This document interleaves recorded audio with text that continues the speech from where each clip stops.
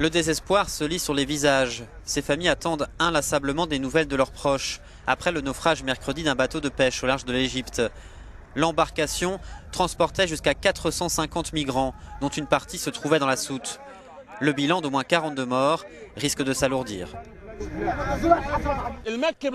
Le bateau vert que vous voyez arriver était chargé de 12 corps. Ils ont été récupérés dans les filets de pêcheurs. Il va repartir avec des familles pour continuer à chercher des victimes.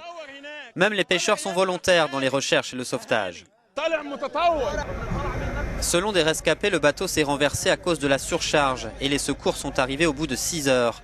4 Égyptiens, passeurs présumés, ont été arrêtés sur des soupçons de trafic d'êtres humains et homicide involontaire. J'ai perdu 2 de mes fils, ils ont fui à cause du manque d'emploi et de la vie ici. Nous croyons en la volonté de Dieu et au destin. Nous sommes là depuis hier. Les familles qui vivent ici nous ont apporté un peu de nourriture. Que font les passeurs? Charger des centaines de migrants sur un bateau qui peut à peine accueillir 2 d'entre eux?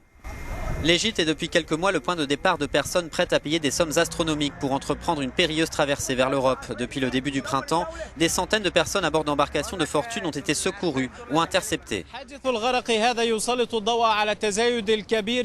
Cet accident met en lumière le nombre grandissant de bateaux qui arrivent en Égypte, chargés d'Africains, de Syriens qui fuient la guerre, sans compter les milliers d'Égyptiens qui veulent fuir leur pays pour trouver de meilleurs emplois et une vie meilleure. وحياة أفضل من مدينة رشيد الواقعة على الشواطئ الشمالية لمصر. محمد شيخ إبراهيم ليورو نيوز.